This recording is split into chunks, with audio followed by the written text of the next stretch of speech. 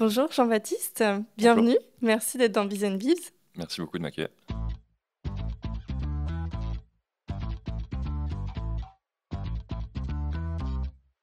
Alors aujourd'hui avec toi on va parler d'un sujet très très important, les gestes de premier secours. Toi tu es papa, mais aussi secouriste bénévole dans l'association Ordre de Malte qui intervient bien souvent lors d'événements sportifs, culturels, musicaux, en complément des pompiers ou du SAMU, sur des situations d'urgence et avec les vacances. Il y a souvent des situations à risque qui arrivent ou qui peuvent arriver pour les parents notamment, et c'est de ces situations-là que j'aimerais parler aujourd'hui avec toi. Mais avant de rentrer dans le concret, voilà, des gestes préventifs à avoir en tant que parent, pourquoi est-ce que tu as choisi de devenir secouriste à l'Ordre de Malte en étant papa? En fait, c'est l'inverse plutôt. C'est que j'ai commencé en étant secouriste. Ma femme et moi, on est rentré à l'Ordre de Malte France il y a 6 ans en tant que secouriste. On a été formé à premier secours en équipe de niveau 1, de niveau 2. Et ensuite, on s'est mariés, on a eu 2 enfants. Et c'est depuis qu'on a commencé à devenir parents secouristes. Mon envie de devenir secouriste, ça a été assez personnel. C'est que durant mon adolescence, parfois on est confronté à des situations où des personnes ont besoin d'intervention de premier secours, et là on se trouve à côté sans savoir, sans connaître les gestes. Et il est vrai que une fois, mon frère par exemple a eu une obstruction totale et voie aérienne dans un restaurant, et on s'est aperçu que personne autour de la table ne savait le faire. Par miracle, une femme dans le restaurant a réussi à faire les gestes promulgués pour justement faire sortir ce bout de nourriture qui était en train d'étouffer complètement mon frère. Et ça a été une sorte de petit choc qui m'a permis de me remettre un peu en question à l'adolescence et de me dire plus tard, pourquoi pas. Plus, vivant dans une famille de gendarmes, il y a ce groupement de gendarmerie de haute montagne, donc ces secouristes de montagne qui sont un peu les super-héros et les protecteurs des différents randonneurs et skieurs à la montagne. Et voilà, ce métier m'avait un peu passionné jeune, et je m'étais dit plus tard comment faire pour y rentrer. Bon, la vie a fait que je ne suis pas gendarme et je ne suis pas au PGHM. Mais maintenant, je suis secouriste, et ça m'a permis de pouvoir avancer et maintenant de connaître les gestes et pouvoir intervenir au besoin. Ça a changé quelque chose, du coup tu es devenu secouriste avec ces situations-là et ensuite tu es devenu papa. Ça a changé quelque chose, le fait de devenir papa tout en étant secouriste? Est-ce que tu as vu encore plus de choses que tu ne voyais pas forcément avant? Ça m'a permis surtout de prendre du recul dans certaines situations. Dans le secourisme, où finalement j'étais un peu plus polyvalent, parce que l'avantage d'avoir un enfant, c'est que bizarrement on est obligé d'être tout le temps attentif et ouvert sur ce qui se passe, parce que sinon le moindre petit geste ou la moindre petite action peut tout de suite devenir un drame. Et à l'inverse, être secouriste en étant avant d'être papa m'a permis aussi d'être plus confort dans des situations où nos enfants font un peu des bêtises et peuvent se mettre en danger. Savoir pouvoir rappeler le SAMU, Hippolyte, une fois, c'est le prénom de mon premier fils, était tombé de la table à langer on a fait attention avec notre femme, c'est des choses qui arrivent. Hmm. On a su le prendre en charge, appeler le SAMU, on a eu un avis médical, il n'y avait absolument rien à craindre. En attendant, on a su comment réagir parce que on a eu cette faute d'inattention. Mais voilà, c'est des choses qui peuvent arriver pour les parents, et ça nous a permis, nous, en tout cas en tant que parents sur le moment, de prendre tout de suite du recul. Euh, L'un s'occuper de l'enfant dans une période de stress extrême, parce que c'est toujours très désagréable de voir son enfant dans cette situation-là. Et à la fois, moi, j'avais pu prendre du recul en mode faire mon bilan de santé, faire mon bilan traumatique, s'apercevoir qu'il n'y avait rien du tout, Hmm. quand même faire un appel au SAMU pour avoir un avis médical. Et là, au moins, on était tout à fait rassurés, et ça nous a permis d'avancer. Donc, c'est une des choses qui permet aussi de savoir réagir. Ça permet de- d'être vraiment plus Ouais, serein, plus ou en tout cas rassuré. d'être plus rassuré sur le moment. De moins réagir dans la panique, mais plus dans Exactement. dans le recul. Quel est justement le geste que tu aimerais que tous les parents connaissent? C'est vrai que j'étais assez surpris au moment de la préparation à la naissance, où ma femme a énormément de cours à la maternité qui sont extrêmement professionnalisants. Et en tout cas, c'est des connaissances que tout le monde devrait avoir pour être serein. Mais il est vrai que dans ces cours, et même après la naissance, on n'apprend pas tout ce qui est geste de désobstruction des voies aériennes. Et c'est peut-être un des premiers stress qu'on a quand on est parent, surtout quand les enfants commencent à jouer, à porter les mains à la bouche, à prendre à manger de Avec la les nourriture. apéros qui arrivent cet été. Exactement. Exactement. Et un petit truc, un jouet ou une tomate cerise ou même une Ouais. petite nappe peut tout de suite venir obstruer ses voies aériennes et l'apéritif qui était très sympa entre potes devient tout de suite beaucoup plus stressant et il faut savoir réagir. Et ce geste-là, bizarrement, n'est pas inculqué ou appris aux parents. Et c'est vrai que dans l'entourage, beaucoup de personnes étaient rassurées qu'on soit là, ou en tout cas avec nos amis de l'Ordre de Malte, dans des apéros où il y avait des enfants, parce que bah, tout de suite, si un drame venait à arriver, on savait réagir. Hmm. Et donc, Typiquement, c'est quoi le geste? C'est une tape forte entre les deux omoplates, c'est ça? Alors, ça va dépendre en réalité de la taille de l'enfant. Ok. Si c'est un nourrisson, si c'est un enfant ou si au contraire c'est un grand enfant. Il faut savoir en réalité qu'il y a deux choses. Il y a l'obstruction totale des voies aériennes et l'obstruction partielle des voies aériennes. La différence, c'est simplement que l'objet où, par exemple, on va prendre une tomate cerise, vient soit complètement bloquer les voies aériennes, et donc là, en fait, l'enfant se retrouve dans l'incapacité totale de respirer. Donc il va devenir bleu, il n'y aura plus de cris, il va commencer en fait à bouger ou à être fatigué, mais il n'y aura plus aucun son. Donc là, c'est vraiment un geste, un signe d'alerte totale, parce qu'il faut se dire que dans ce moment-là, les parents doivent savoir réagir. Donc si c'est un nourrisson, on va venir en réalité prendre le nourrisson sur son avant-bras. Mhm. Généralement, on s'assoit, c'est le plus simple. On s'assoit, on va prendre le nourrisson sur son avant-bras, la face, en tout cas sur le ventre. Avec l'index et le pouce, on va venir prendre en fait le menton, on pense comme ça, ce qui va permettre d'ouvrir les voies aériennes. Et on va venir simplement poser l'enfant sur son avant-bras, avec la tête plus basse que le reste du corps. Et on va venir, avec le talon de la main, faire 5 claques fermes et vigoureuses entre les deux omoplates. Normalement, euh, ces claques permettent justement la désobstruction de l'objet. Si cela ne le permet pas, on va venir retourner l'enfant sur l'autre bras. Et en fait, avec deux doigts au niveau du sternum, avec la pulpe, on vient faire 5 compressions thoraciques vigoureuses pour pousser justement cet objet à sortir. Avant de faire ces gestes, et même à chaque étape, on s'assure de voir si l'objet est visible dans la bouche Mm. pour pouvoir le retirer. Et en fait, on va venir répéter ces gestes jusqu'à la désobstruction totale de l'objet. Si cela est arrivé, tant mieux. En fait, on va tout de suite le voir parce que l'enfant va se mettre à pleurer, à crier. On va venir l'asseoir. Et là, en fait, on va simplement appeler le SAMU, faire le 15, leur donner son nom de parent, le nom de l'enfant, leur dire bah, que son fils ou sa fille, justement, a une obstruction totale avec Mm. cet objet-là, que nous avons effectué 5 claques dans le dos, 5 compressions. L'objet est sorti, là il respire et on attend ce qui dessine. Et en fait, le médecin du SAMU va vous donner un avis médical et ça va vous permettre en tout cas de savoir un peu le devenir. Soit il va vous envoyer un moyen, donc ça va être soit des pompiers, soit des secouristes, soit directement un médecin pour s'assurer que la situation est stable. Et où, soit à l'opposé, soit l'objet n'est pas sorti, et là, c'est là où les parents doivent savoir réagir. Pourquoi? Parce que ça veut dire que l'enfant va tomber en inconscience. Cette inconscience va entraîner après un arrêt cardio-respiratoire. Et donc c'est là où un des parents va devoir commencer les manœuvres de compression thoracique et d'insufflation pour réanimer l'enfant, pendant que l'autre parent appelle le SAMU pour leur dire que leur enfant est en arrêt cardio-respiratoire, lié justement à un étouffement, enfin à une obstruction totale des voies aériennes. Donc les gestes, en tout cas pour commencer la RCP, c'est simplement de prendre son enfant sur une table, de prendre le torse de son enfant avec les 2 pouces et venir comprimer au niveau, entre les tétons et faire 5 compressions, 15 compressions d'environ un tiers de la profondeur de l'enfant ou 5 cm. Et ensuite réaliser 2 insufflations à la bouche. Et continuer jusqu'à ce que justement les médecins et les pompiers arrivent pour prendre le relais. Est-ce que Ça, c'est pour les y a... nourrissons.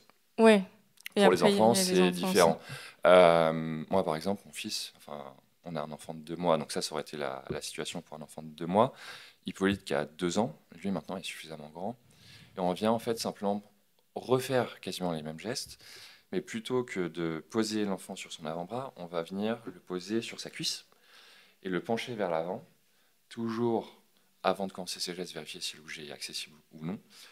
le poser, l'incliner sur sa cuisse, et ensuite faire ces 5 claques fermes entre les deux omoplates. Et ensuite, le retourner, on va venir le prendre entre nos jambes, toujours debout, une main au niveau de son thorax et l'autre pour appuyer. On va venir prendre l'enfant en dessous des bras et faire justement 5 compressions thoraciques.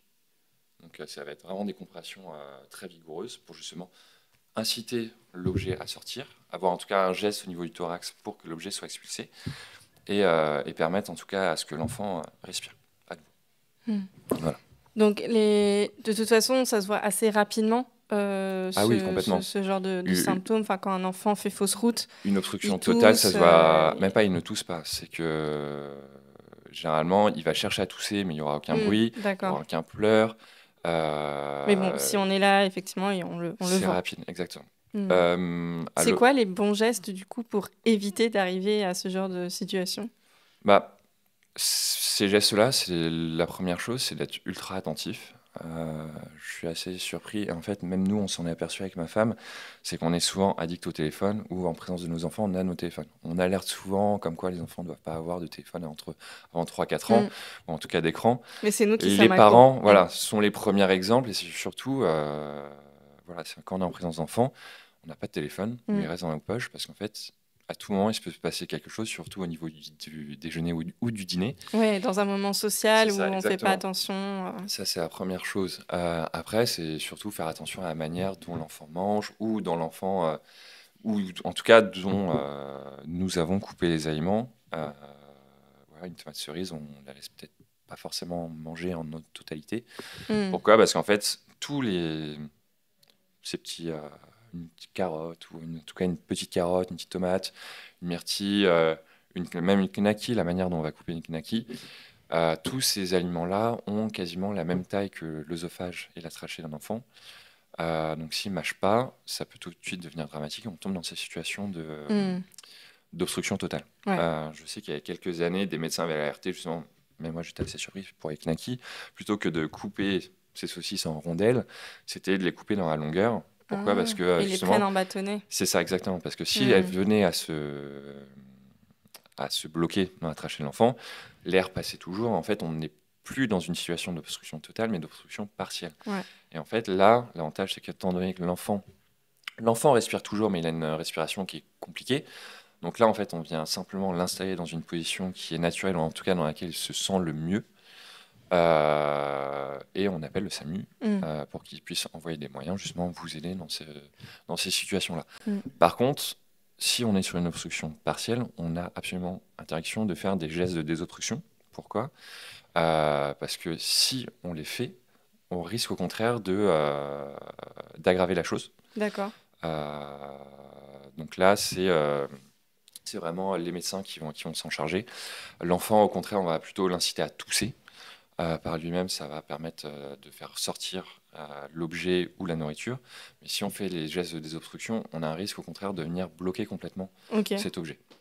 Donc on préfère plutôt être stable dans une situation qui est complexe, mais pas tout de suite dramatique, plutôt que de la rendre tout de suite dramatique. Exactement. Bien analyser la situation, des gestes distincts pour tout à fait. Si on voit que l'enfant respire, peut tousser, pleure, voilà, on est inquiet. On l'installe dans la position qu'il veut, on appelle le SAMU.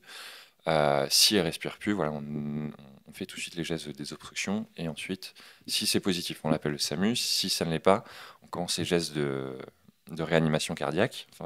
Et ensuite, de réanimation cardio-pulmonaire. Et ensuite, on appelle le SAMU pour prévenir que notre enfant est justement en arrêt cardio-respiratoire. Bon, on espère déjà qu'avec cette vigilance, on n'arrive pas à ce moment-là. On n'arrive pas à ce moment-là. Mais c'est vrai que, c'est le sujet de l'épisode. On va être amené à vivre des moments avec beaucoup de personnes. Ça va être parfois difficile de garder un œil sur ces petits bouts qui grandissent, qui bougent partout, qui vont partout. Il y a des situations à risque, il ne faut pas les ignorer. Là, on a parlé des apéros, les fausses routes qui peuvent arriver. Mais il y a aussi une situation qui va malheureusement arriver aussi de plus en plus. Ce n'est pas forcément pendant les vacances, mais en fait, là, avec la chaleur qui est de plus en plus présente, c'est notamment les insolations. Tout à fait. Comment est-ce qu'on fait pour protéger ces enfants des fortes chaleurs ? Alors, pour protéger, j'avoue que là, c'est plus mon expérience personnelle qui parle. Nous, en tout cas avec Kitry, mon épouse, on est vraiment déjà attentif sur la manière, sur les périodes sur lesquelles on va sortir justement nos enfants, Hippolyte et Léopold, pour éviter justement ces périodes de forte chaleur. Mais surtout, après, si on a besoin de sortir, bah, comme ça, on a toujours de l'eau en plus sur nous. On fait attention à l'hydratation de nos enfants.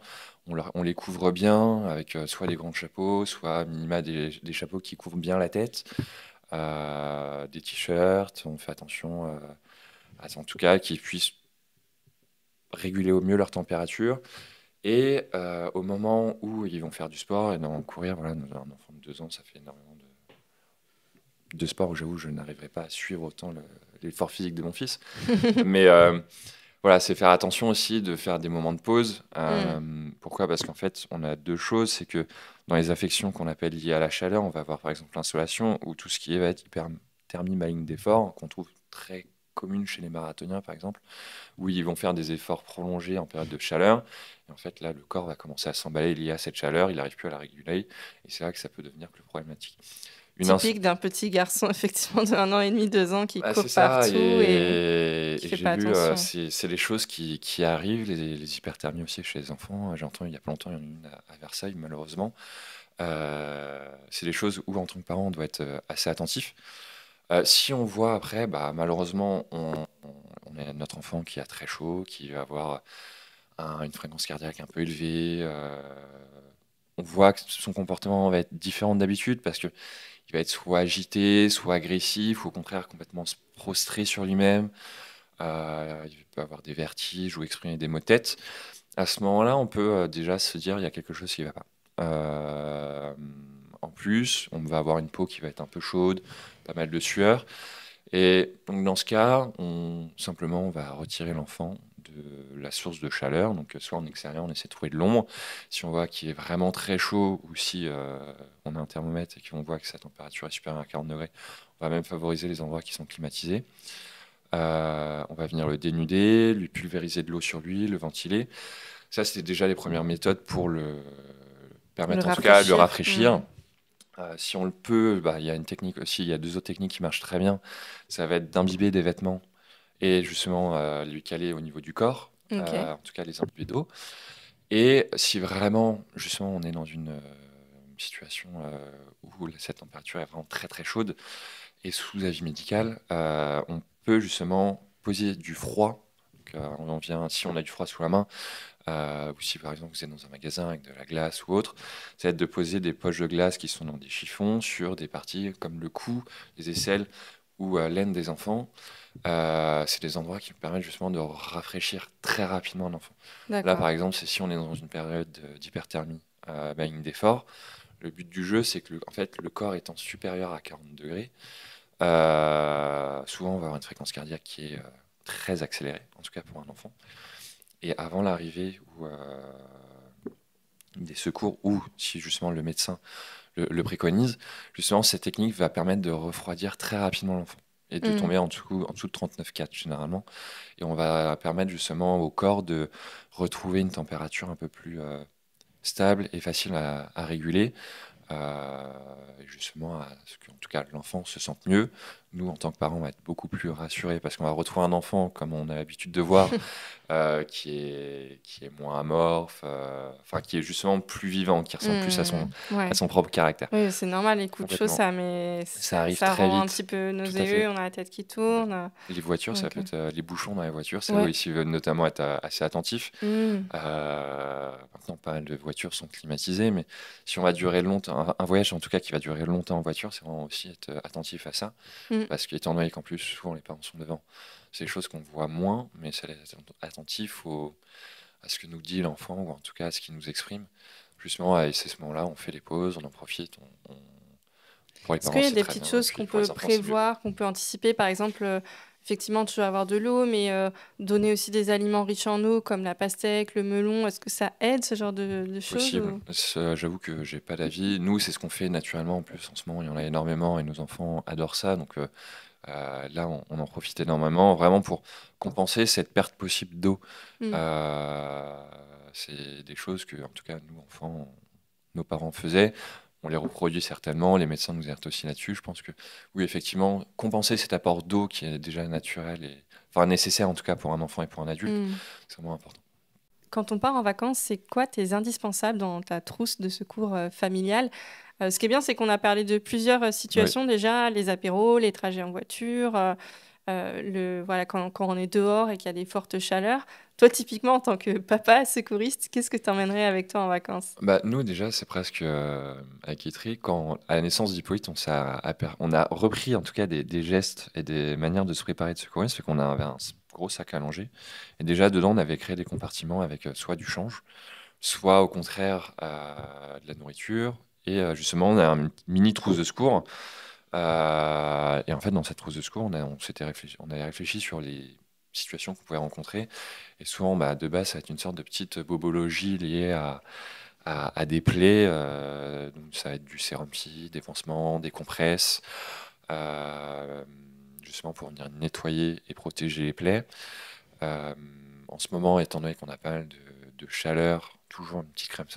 Nous, en tout cas, dans notre sac, on a Hmm. ajouté de la crème solaire.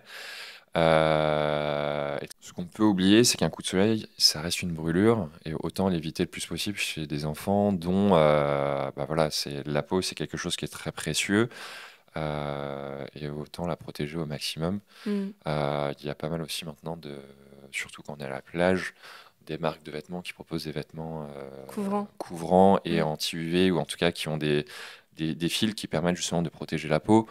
En complément surtout sur, par exemple, les bras ou les jambes qui vont être exposés, ou le visage au soleil. J'avoue que nous aussi, on a ce type de vêtements, des chapeaux et des t-shirts, en tout cas. Et après aussi, dans notre trousse de secours, on a ajouté une petite pince à écharde. Et là, en plus, parce qu'on a eu la situation il n'y a pas longtemps avec Léopold, on va ajouter un tire-tic dedans, Ah parce qu'en ouais. fait, notre deuxième, dans notre maison de famille, justement, un petit tic, justement, s'était posé sur son crâne. Et on s'est aperçu que sur le moment, on n'avait pas de tir-tic. Donc, une amie qui, lui, en avait un, a pu retirer ce tic, justement, grâce à ça. Mais c'est vrai qu'en ce moment, étant donné que l'été, on va pas mal se rendre, promener, en tout cas, Hmm. soit en forêt, soit à la campagne, c'est bien d'en avoir un pour, justement, pouvoir le retirer.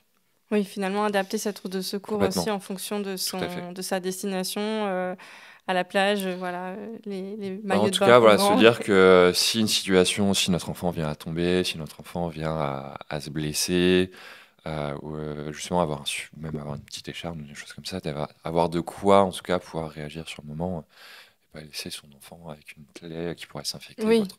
Ce serait quoi si tu devais avoir un seul indispensable pour l'été, pour les parents, ce serait quoi? Sur soi, bah, étant donné qu'il fait chaud, j'avoue que nous, on a toujours été organisé dans ce sac à langer, à avoir justement pour profiter, pour le soir, profiter avec des amis, sortir un peu. On avait toujours le repas d'après prévu au cas où dans nos sacs. Mais c'est vrai qu'en ce moment, nous, on part avec de l'eau en complément pour les enfants, Hmm. en plus de leur biberon. Souvent, là, par exemple, on profite pas mal du temps en extérieur parce que je suis toujours en congé paternité. Et ça me permet de profiter énormément de l'extérieur avec Léopold. Euh, je sais que en partant, j'ai toujours 1 à 2 biberons d'avance, mais j'ai toujours en plus de l'eau, notamment pour Hippolyte, pour qu'il puisse bah, voilà, se rafraîchir et en tout cas se réhydrater très régulièrement. Hmm. En plus de l'eau qu'on pourrait avoir Oui. besoin de nous dans ce sac-là. Est-ce que, enfin, vu que tu as un petit bébé, un Oui. nourrisson, je ne sais pas si tu peux nous donner un conseil à viser par rapport à ça. Il y a cette histoire de faire attention à l'ombre pour les berceaux, pour les Mm. nourrissons, mais il y a aussi le débat avec il ne faut pas mettre de l'ange parce que ça risque de faire un peu une bombe de chaleur à Tout à fait, ouais. l'intérieur. Oui, Toi, c'est effectivement. quoi ton avis en tant que papa secouriste? Alors là, c'est vraiment plus un avis d'expérience de papa, où on a acheté justement un petit filtre. Souvent, dans les marques proposent ça maintenant. On trouvait pas mal avant de moustiquaires, mais maintenant c'est ça. C'est des sortes de langes ou de bâches anti-UV qui permettent justement d'avoir un fil qui permet de laisser passer l'air et à la fois de protéger son enfant d'être en tout cas en contact direct avec les rayons du soleil et garantir en tout cas de l'ombre dans le landau. Mais oui, effectivement, nous, avant, on n'en avait pas et c'était tout de suite très compliqué parce que Les langes en coton, c'est pas assez respirant, c'est ça? bah, apparemment, c'est pas assez respirant. Quand on les met, ça crée une sorte de. Ça va permettre en tout cas d'augmenter la température à l'intérieur du landau, ce qui Hmm. est pas bon. Et justement, on peut tomber. Après, c'est vraiment sûrement dans les cas extrêmes, dans ces cas d'insolation ou d'hyperthermie dans le landau, et justement qui sont à éviter. Oui, et qu'on on veut justement Et on éviter veut en éviter mettant ça, donc ce linge-là. soit autant ne pas en mettre et profiter au maximum de l'ombre Hmm. et d'éviter tout contact des rayons du soleil avec son enfant, plutôt effectivement dans ce cas de mettre un lange et justement de créer cette Oui, surtempérature intérieure du landau. oui, oui. Si jamais dans l'audience, il y a des parents qui nous écoutent, qui sont intéressés par tous les conseils que tu prodigues sur les gestes de premier secours à avoir, les bons réflexes, Mm. comment est-ce que ils peuvent apprendre ces gestes de secours? Est-ce que vous proposez des formations à l'Ordre de Malte? Tout à fait. Alors, l'Ordre de Malte France, c'est une association qui est agréée de sécurité civile, tout comme la Croix-Rouge ou la Protection connue, qui ont certainement plus de notoriété en tout cas que l'Ordre de Malte. Il y a 43 unités en France qui proposent justement ce type de formation. Le plus simple, c'est d'aller directement sur le site de l'Ordre de Malte France, qui est ordredemaltefrance.org, et d'aller sur l'onglet Se former. Donc, l'Ordre de Malte propose différentes formations, dont le premier secours civique de niveau 1, premier secours en équipe de niveau 1. Premier secours civique, ça va être vraiment les premiers gestes pour sauver. Donc ça va être les gestes de massage cardiaque, les gestes de désobstruction, comment appeler le SAMU, savoir faire un appel SAMU, pour alerter justement et prendre en charge les victimes. Et au contraire, s'il y a des parents qui ont envie en tout cas de donner du D'aller temps plus de loin. bénévolat et voilà, et d'aller plus loin, il y a justement ce qu'on appelle le premier secours en équipe de niveau 1, qui est la première étape en tout cas pour rentrer en tout cas dans des associations agréées de sécurité civile, pour rentrer sur ce qu'on appelle des postes de secours, soit à 2, soit à 4, ou au contraire après monter comme pour moi il y a pas longtemps sur tout ce qui va être des gardes avec en tout cas à Paris sur la brigade des sapeurs-pompiers de Paris, ou au contraire s'il y a une convention avec le SAMU, des gardes SAMU. Donc en fait on devient le moyen de secours des pompiers ou du SAMU au moment où les personnes vont appeler soit le 18, soit le 15. Toi, c'est ce que tu fais Absolument. actuellement? Waouh! Absolument, mais ce qui est, en tout cas, je sais pas, cet épisode sera diffusé en août, mais nous, on est encore en juillet. Le 13 décembre, j'étais en garde pompier à la caserne de Colombier, donc en garde BSPP.